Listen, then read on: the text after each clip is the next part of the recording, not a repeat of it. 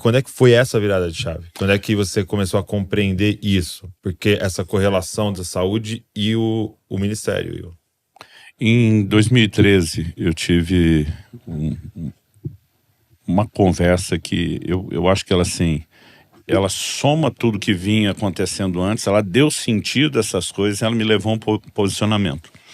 Eu conheci um pastor, atualmente ele mora em São Paulo, o Paulo Canuto, eu ouvia falar muito dele, queria muito conhecê-lo, e a gente se encontrou na conferência que nós dois iríamos falar. A gente só tinha uma noite, que é quando a gente se viu, e quando terminou a conferência, o pessoal que organizou a conferência fez uma janta na igreja mesmo. Hoje eu já não como esse horário no pós-culto. Na época isso ainda era uma cultura, e a gente infelizmente não só comia muito e comia errado. Mas aquele grupo em específico, eles organizaram uma comida bem mais saudável. Mas ele tinha feito o menor pratinho, era um pratinho assim, insignificante para os nossos padrões, né? E eu, como não conhecia, queria aproximar, puxar a conversa, achei que aquilo era desculpa para iniciar a conversa, mas não queria falar daquilo. Então eu olhei pro prato dele e falei, tá se cuidando, hein? Era só para sorrir, cumprimentar e entrar. Quando eu falei isso, ele me pergunta, quantos anos você tem? E eu sempre brinco, quando um cara com mais de 60 perguntar a sua idade, ele vai te dar sermão. Eu lembro quando ele falou, quantos anos você tem? Já pensei, cara, deu ruim, começamos errado esse negócio. E isso foi há um pouquinho mais de 10 anos atrás, estava com 41. Eu respondi para ele, 41. Quando eu falei 41, ele falou, não, estou perguntando sua idade, porque quando eu tinha 44 anos, ele falou, achei que você estava perto dos 40. Eu falei, eu morri. Ele falou isso, eu falei, você o quê? Eu falei, eu morri. Eu falei, como assim morreu? Eu morri, eu tenho o laudo médico da minha morte. Do lado dele estava a Eva, a esposa dele, que foi quem o socorreu, levou pro hospital na ocasião. E ele falou, os médicos me reanimaram 5 vezes. Nas primeiras 4 eu voltei, na quinta não. Eu já mudei o assunto, porque não é toda hora você conversa com alguém que morreu, né? Já conheci alguns. Mas eu falei, como é que você sabe que você não voltou na quinta? Tipo assim, o que estava acontecendo? Ele falou, não, porque eu me vi saindo do meu corpo e tudo o que aconteceu a partir de então, ele falou, eu assisti do lado de fora. Ele falou, eu vi o que o médico falou quando tirou minha aliança, entregou para minha esposa, eu vi que horas era no relógio lá do hospital quando ele assinou o laudo da minha morte. Ele falou, e a minha versão bate nos mínimos detalhes com a do médico da minha esposa. Né? Ele falou, enquanto eu estava ali em pé, assistindo tudo que aconteceu, meio que, né, olhando aquilo, dizendo, cara, está acontecendo mesmo, eu tô indo embora, né? Ele disse que Jesus apareceu atrás dele. E ele falou assim, cara, é uma presença inconfundível, não precisa de anúncio, não dá para explicar. Ele falou, eu sabia que era Jesus. Mas ele disse que ele não sentia permissão de virar e olhar e encarar. Mas quando sentiu aquela presença, ele já sabia que Jesus ia falar com ele. Diz que Jesus chegou perto do ouvido dele e sussurrou para ele assim, você é um suicida. E aquilo, meu amigo, foi na linguagem do boxe o soco no rim, né? Eu já sabia para onde ia a conversa, quando falou, você é um suicida. E o Senhor falou assim para ele, eu tinha um plano extraordinário para a sua vida, mas você conseguiu abortar isso porque nunca cuidou do seu corpo. Como eu estava ainda com sobrepeso, ainda que na fase 2, interrompi ele e falei, cara, você era gordo? Tipo assim, vamos conversar direto aqui? Sério. Ele falou, não. Eu falei, você comia muito? Ele falou, também não, meu problema era até comer pouco, mas comia errado, jejuava sem sabedoria, para entrar e sair o tempo todo, não dormia. Ele falou, toda noite para mim era uma vigília. Ele falou, eu dormia 2, 3 horas para buscar Deus e tinha experiência com Deus.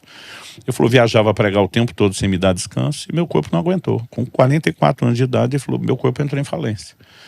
E nessa hora que eu tô ouvindo ele, eu lembro que eu soltei uma expressão assim, mostrando que eu estava impressionado. Ele falou, calma que fica pior. Ele falou assim, Jesus me deu uma visão do que teria sido o meu velório. O velório que nunca aconteceu. Ele falou assim, eu assisti. Eu me vi no caixão, arrumado, terno e gravata, coroa de flores em volta, família, amigos chorando. Ele ainda comentou, ele falou, cara, a pior coisa de você assistir é o seu velório. E eu vi o meu. Ele falou, enquanto eu tô tendo aquela visão, Jesus continua falando atrás de mim, comigo.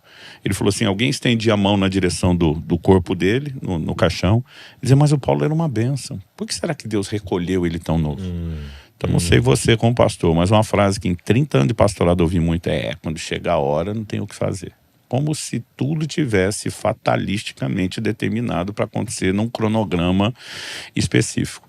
E quando ele ouvia essa frase quando chegou a hora, não tem o que fazer. Jesus falava atrás dele: além de abortar o meu propósito para a sua vida, você faz com que eu seja julgado. Jesus falou: eu não te recolhi coisa nenhuma, foi você que se matou, mas agora as pessoas me julgam por causa de você e da sua negligência. Doug, aquilo tirou o chão debaixo do meu pé.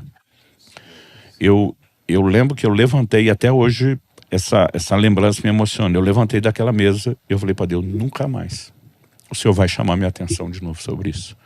Parece que fez sentido tudo que ao longo de anos tanta gente falava. Eu era daqueles assim, fazia piada, brincava com o negócio, não levava muito a sério. E naquele momento eu falei para Deus: nunca mais o Senhor vai chamar minha atenção de novo. Eu entendi. Mas o que eu falei para Deus? Falei: eu não posso te prometer mudar de hoje para amanhã. Porque eu mesmo sabia e pregava que você não muda comportamento sem mudar valores. Então eu falei para Deus: eu vou ter que repensar tudo sobre isso. Até aquele negócio do tempo da morte foi um start assim, tipo, eu vou estudar o que a Bíblia diz sobre isso.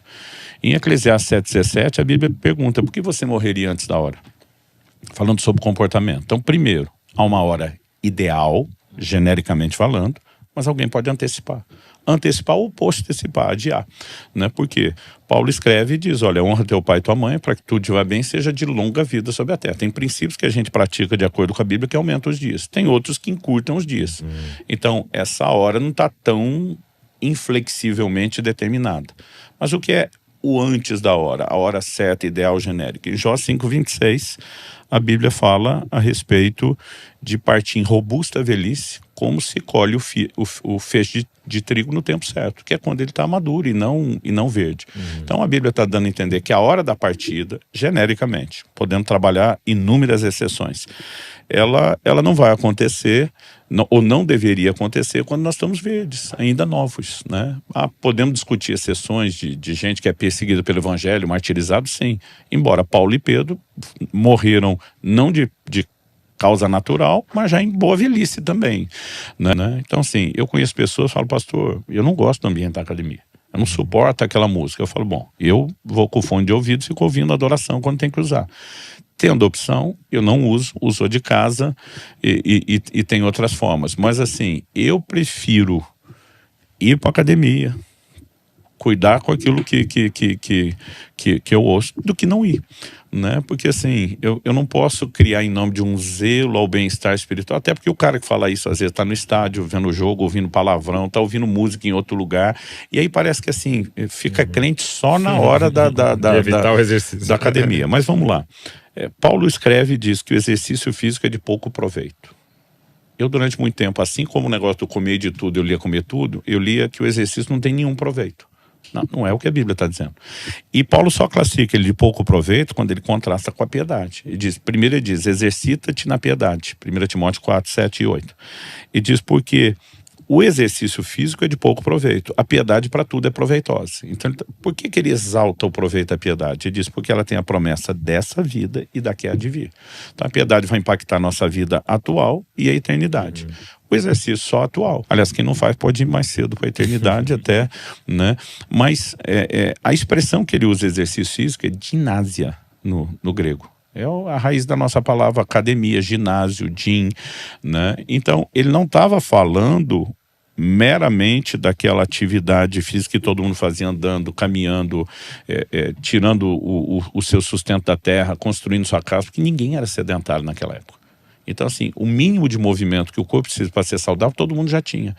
Ele está falando da cultura greco-romana de malhar mesmo. E esses caras faziam isso como culto ao corpo. Era muito mais uma perspectiva de vaidade do que de saúde. Mas ainda assim, Paulo está dizendo que vai ser proveitoso. Por quê?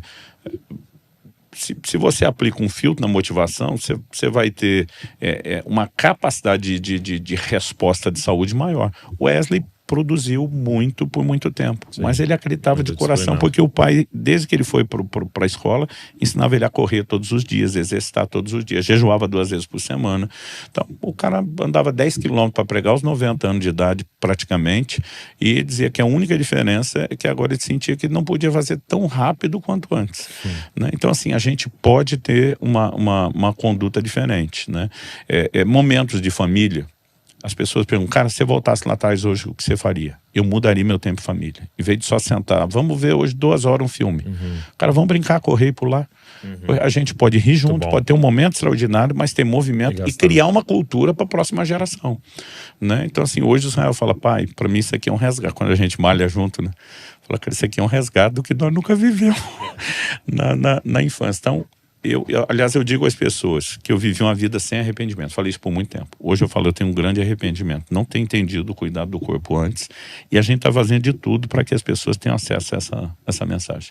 Então, acho que está disponível, né? Eu acho que a segunda coisa que eu falaria para você que está aqui com a gente talvez chegou o momento de você falar como o Luciano, Senhor, o Senhor não vai mais chamar a minha atenção, porque eu sei que esse podcast não é a primeira vez que o Senhor está chamando a sua atenção para esse assunto, e é necessário uma renovação de mente. Essa até uma das ferramentas que a gente está propondo aqui é o livro, para que você entenda o que você precisa fazer nessa direção. Claro, não é só esse livro, muitos outros, mas eu acho que isso aqui vai ser muito legal, porque há uma perspectiva bíblica e espiritual de tudo isso que a gente está falando. Então vou deixar aqui o link para você pedir, te entrega aí na sua casa, pega também o Rumo aos 120 anos, Dr. Aldrich, faz o combo aí, que eu tenho certeza que vai te ajudar. Não importa muito a ordem que vai ler, mas eu vou sugerir que leia os dois. Muito bom.